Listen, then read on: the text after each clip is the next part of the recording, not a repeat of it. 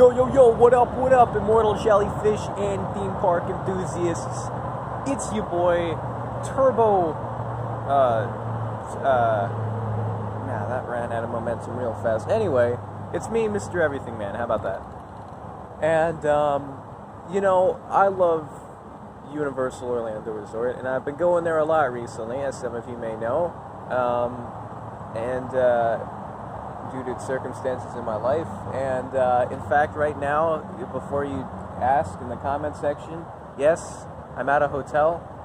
It's empty out here, obviously, so, you know, figured I'd utilize it, and I'm actually going to the park today, so I will be there in probably, like, under 2 hours from now. Anyway, so on that note, I figured I will make a list, an updated list if I already made one, but I don't think I did. I think as far as Universal goes, I just made the top 10 attractions at each of the parks individually, studios and islands.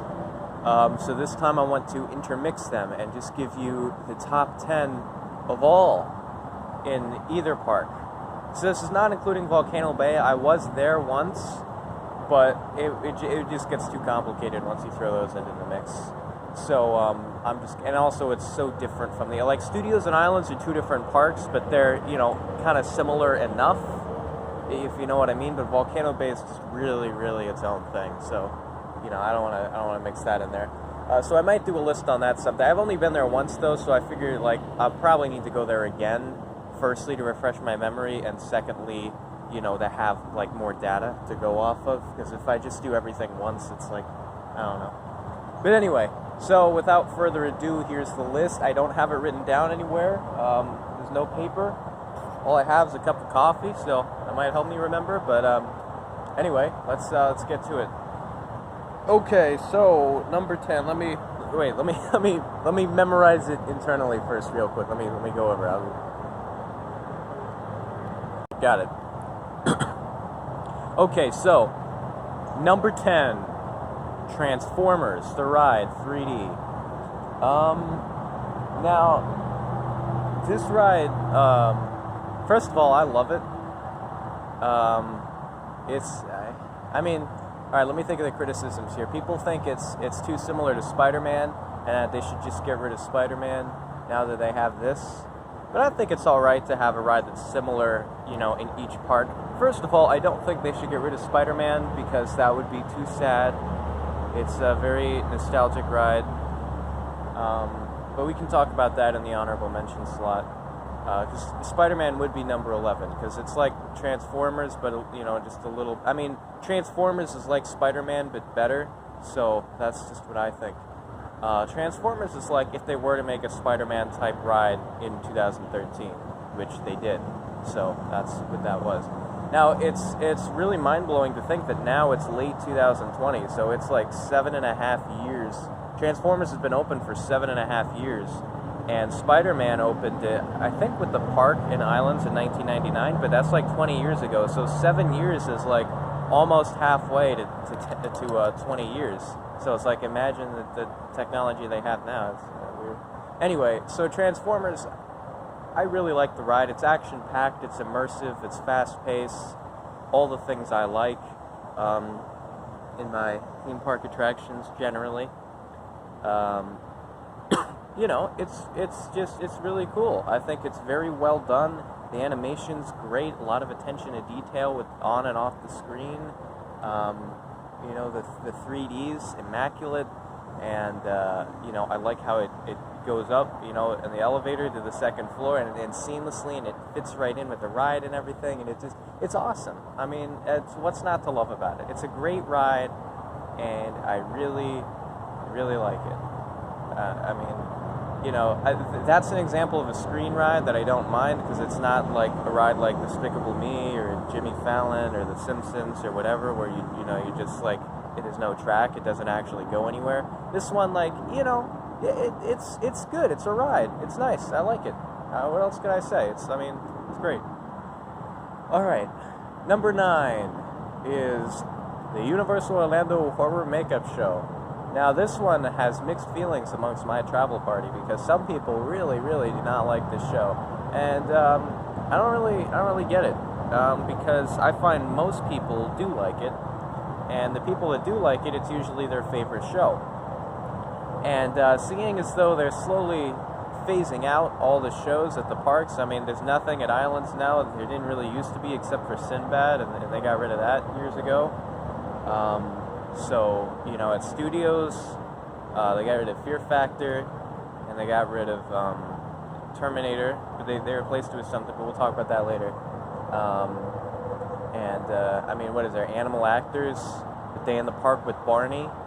I mean, that's really the only competition in the whole Universal Orlando Resort, because there's not any shows at Volcano Bay either. So, as far as shows go, so there's not really a lot of shows to choose from. So, I guess it would have been my favorite show, too. But, I mean, I like it. It's cool. You know, there's complaints that, like, oh, it's cheesy, it's whatever, but it's like, you realize how many... and Shrek, I guess, is another show. But I like the horror makeup show better. You know, because it's like, oh, it's cheesy, it's whatever. I mean, that's kind of like all of Universal, right? Is like, especially Studios, is kind of self-awaredly cheesy. You know, Shrek, The Mummy, The Simpsons, you know, like all these attractions. There's like one or two others that I'm blanking on right now. But it's like, yeah, they know, like, it's fun, though. It's in a fun way. It's not, like, in a lazy way. Like, there's a lot of effort put into everything, you know? So it's very respectable. But as far as the horror makeup show goes, I mean, I like how it's similar. Like, there's some jokes that they make every time. There's some, like, things that happen at certain points in the show that you can depend on and everything like that. So it's pretty similar, but it is different. I don't know if it's different every single show, but it's been different every time that I've seen it. And I see it, you know, once in a while, once every few months. And, you know, it's different people, and so they bring their own little, you know, vibe into it. So, yeah, that's, you know, they do their own thing, and it's, I don't know, and some of the humor is, like, topical, and, you know, it's relevant things and all. I just think it works, you know. It's entertaining to me. It's like, yeah, it's kind of cheesy sometimes. It can be predictable. It's like, but it's got a charm to it. I wouldn't want to see it like every time I go to the park or anything, but it's, you know, it's good for once in a while. I like it. It's a pretty solid show, I think. So I certainly don't have a problem with it. But I'm trying to think what else to say about it. I mean, it's pretty cool. Alright, so yeah, that's my number 9 pick. Okay, number 8, we're going to do... Let me think. 1, 2, 3, 4, 5. Wait, which one's number 8? Is it 1, 2, 3, 4, 5, 6, 7? What's number 8 then? Alright, hold on. Ah, yes, okay. I remember now. Alright. Number 8 is Harry Potter and the Forbidden Journey. That's right, the old one from Islands of Adventure. The ride that started it all with the Harry Potter craze. So this one opened back in like 2010, but they were building it for many years before that. So when you think about it, it's really impressive technology for 2003, 2004, 2005. I mean, that's like really far back when they were like making the blueprints for this thing, you know? So, I mean, especially, you got to consider this. When this ride existed, or when this ride opened and was being built, it was well before, you know, Diagon Alley, the train, any of the stuff at Studios. It was before the you know, Hogsmeade Land at Islands, before Hagrid, obviously, but also before, you know, the retheming of Dragon Challenge, Flight of the Hippogriff, all that stuff. It was before anything even vaguely Harry Potter at all was in any of the parks. And Universal didn't even own the rights to the movies. They bought them from Warner Brothers, or borrowed them again. I don't know, however that works. But, so it's not even their movie. So, like, they had to start from scratch. They had no idea. It was such a daunting task to make that ride. It's like, how did they do it? How did they pull it off? Like, the amount, I was thinking this the last time I was on it, like the amount of steps there are to planning all of this out, the amount of things there are to think about, you know, like each individual step of the process. Okay, you got to make the building, the architecture, you know, the everything like that, and then like, okay, now we got to put all the stuff inside of it, you know.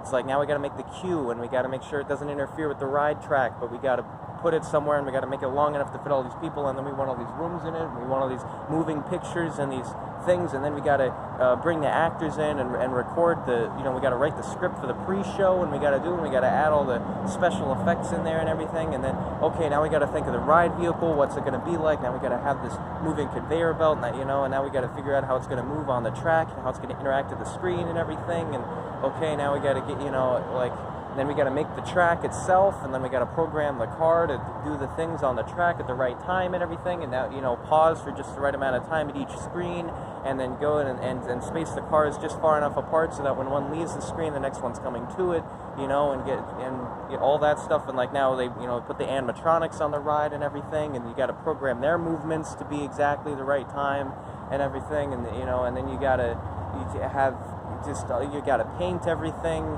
and you got to add the audio system in there, and the lights and everything, and you know, you just, I mean, it's so overwhelming. There's so many things to think about, and then of course, being them, they have such attention to detail everywhere. The theming, 11 out of 10.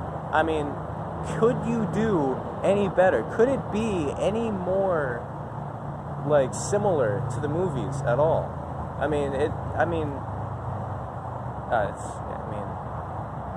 come on, you gotta give some credit. Yeah, the ride's kind of old now. It's kind of weird by today's standards. Like, you know, if you're spoiled, you go to the park now for the first time and you see like they have all this Harry Potter stuff. Like, yeah, I mean, it's not going to be your favorite Harry Potter ride, I'm sure, but you know, at the time, like, I mean, it's still really impressive. So I give my hat to them. And it's, I mean, you know, it's still very enjoyable for me. Not everybody likes it, but I think it's very enjoyable. Which brings us to number 7, which is Harry Potter Escape from the Gringotts. Or, sorry, from the Harry Potter Escape from Gringotts in Diagon Alley, Universal Studios. So, yeah, this one is a better Harry Potter ride. So it's kind of similar to The Mummy in terms of the vehicle and in terms of the track, but you know, I think it's very well done. It's 3D, so it's cool that they make that work, like where it's kind of high speed and the 3D glasses never fall off somehow, so that's pretty cool. I always thought that they could do that with like a roller coaster, you know, with inversions and everything. That, like, there's some way. I've been inspired ever since I saw the Scorpion at Busch Gardens, how it goes upside down and you don't even need a harness. It's just a lap bar. I'm like, yes, that means we could do it with 3D glasses, right? So, you know, we can have a 3D or like an augmented reality roller coaster or something. I think it's coming. It's on the way. And if no one else invents it, I will. Anyway, so, yeah, Harry Potter Escape from Gringotts. I really like it. It's a very fun ride, and it's got a splash of thrill in there, but, you know, it's not a thrill ride. It's not like a straight-up roller coaster or anything, but there's, you know, there's some roller coaster elements in there. There's a few, like that first drop's like, okay, yeah, that was cool, you know, like, whatever, that was fun. And the last part of the ride, too, like, you know, it's like, okay, yeah, it's you know, it's good, it's good. But, you know, I mean, again, just all the same things. The screens, the special effects, the immersivity, the way the car, like, twists around so that every seat's the best seat and everything, and depending on where you're sitting, you can see different things and all that. And it's like the whole, you know, it's a really, really cool ride. It's like a combo of Forbidden Journey, The Mummy, Transformers. You know, it's like all these things like in one, and I think it's just really solid and really well done. I love the queue, the theming, the whole, like, I mean, it's like an exact replica of the movie set. I really don't know how they did it, and all of Diagon Alley especially, I feel it's like the highlight of theming when it comes to Harry Potter, and quite possibly anything in the park.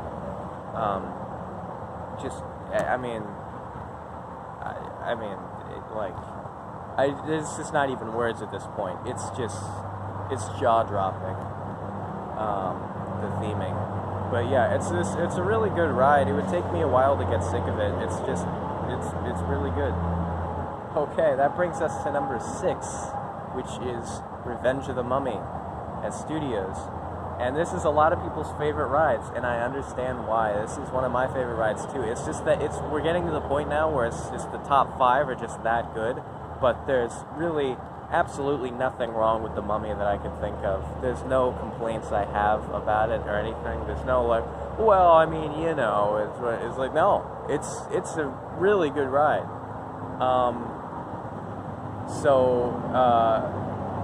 I mean, how do I explain it to somebody who doesn't know what it is?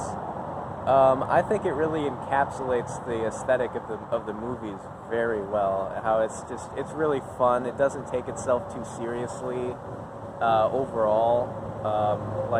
It's like it is serious, but there's just this lighthearted tone over everything, and it's just like, I don't know, it has a charm to it that it's like, oh wow, that was really cool.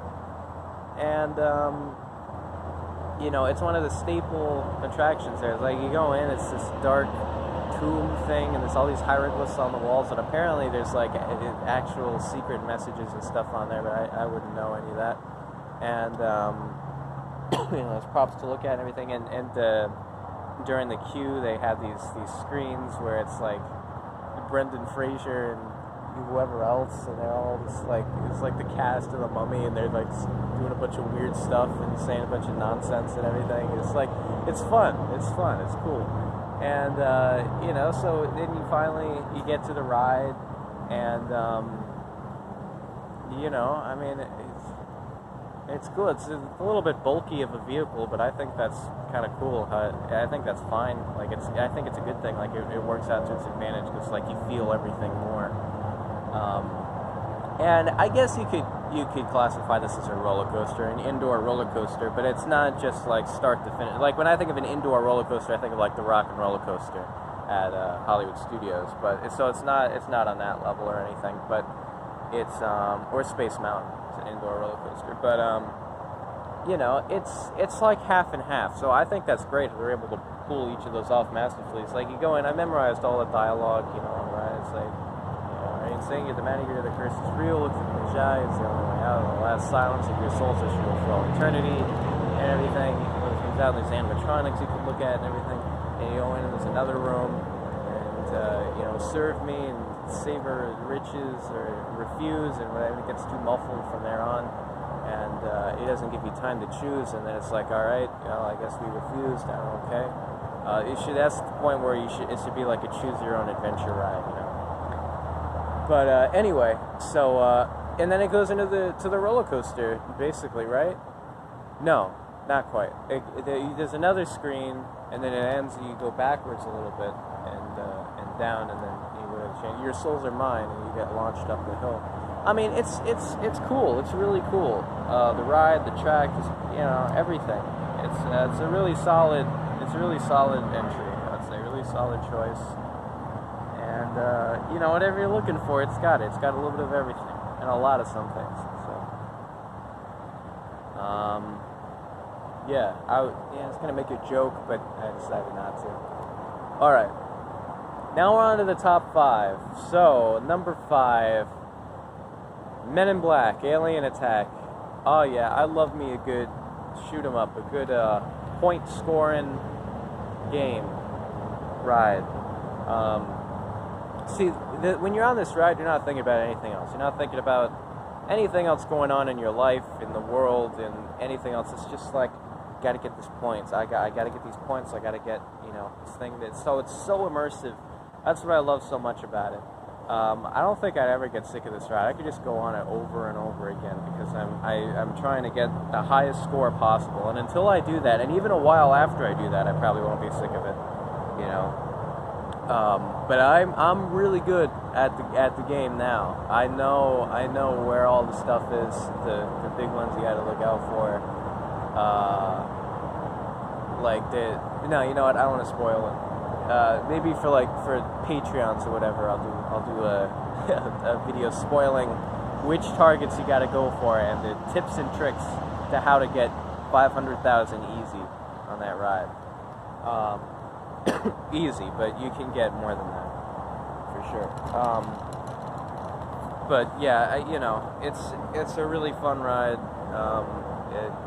It's a lot of. And that's another ride too, with kind of a lighthearted tone, But yeah, so that's that. I really love it.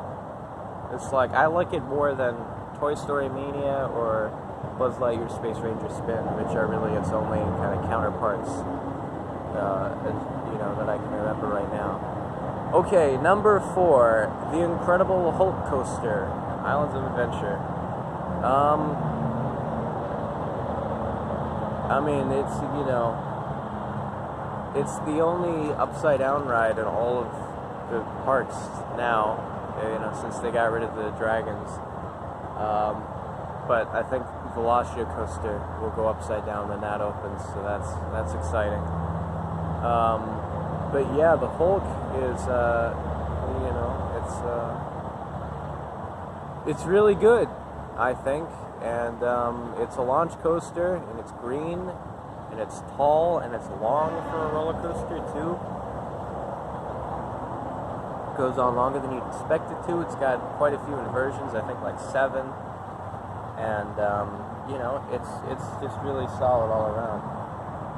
It's a roller coaster as a ride and as an experience. So yeah, I mean, it's a whole lot of fun. I could go on it over and over again. I love roller coasters. I love good roller coasters even more, and I really, really love this ride. I mean, it's a signature. You go if you spend a day at Islands, you start with the Hulk. It's right at the front of the park, and it will wake you up right away, get you ready for everything else there. It's fast paced. It's a launch coaster. I love it. I love everything about it. It is a fantastic, phenomenal roller coaster. It's really, it's big, it's huge, it's great, it's fantastic, it's really terrific. Okay, number 3, the Hollywood Rip Ride Rocket. What? How can you put that above the Hulk? Well, I don't know. I like it just a hair more. It was a toss-up. Those two, it was the closest to in the final edits of my list. I was like, okay, well, I can't have ties, so how do I do the ordering here? So I decided the Rocket takes it by a hair, but in retrospect, I think that's mostly just because of the music aspect, because I love music as much as I do, and I love, it's right up my alley. It's exactly something I would think of, oh, let's have a roller coaster where you listen to music, and it goes with the ride and everything. And, that's exactly, and I want to take that to another level, too, where it's like a synesthesia simulator, and it's like all colors and patterns and shapes. It's like those screensavers from those old computers where, if you play music in, an audio file or whatever, it just has this, trippy, psychedelic, thing that it shows you for the whole song. It's I want it to be like that on a roller coaster where it's indoors and it goes through a tunnel and there's all this weird stuff happening that's vaguely related to the music, and I think it'd be cool. And there's different songs programmed into it, so it's you pick your song when you're in line, and then it's okay, it's ready for you, and then you go and the track assimilates and such. But anyway, so yeah, the Rocket. I mean, you can see it from so far away. It's it might be the tallest thing in all of Universal. I don't know, but it's 17 stories tall. It's got those signature rings with the lights going up. It goes straight up 90 degrees into the sun, and almost straight down, almost upside down. The twist loop, and then 65 miles per hour. You go all the time. You got some rockin' tunes blasting. Obviously, look up the secret song menu if you're not familiar with that, because there's more than meets the eye. I go for 123, 124, 306, 701, or 703. are usually my go-tos when you touch the logo, the Hollywood Rip Ride Rocket logo on the top of the screen when it asks you to make your song selection, and hold that for like 10 seconds and then let go of it. And then if it worked, it'll tell you enter a code, and I gave you some ideas, based on some of the codes I use. But there's a whole menu. Not any 3-digit number will work, but a lot of them do.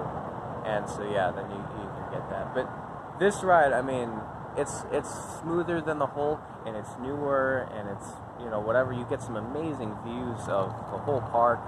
You get to see everything. You get to see the train. You get to see the buildings. You get to see just everything from above it all. So on a high-speed roller coaster, you get a breeze in your face. You get it wakes you right up, and it's just it's always smiling. I always smile on that ride. I have gone on that ride literally right after throwing up, and I felt amazing after that ride because it just,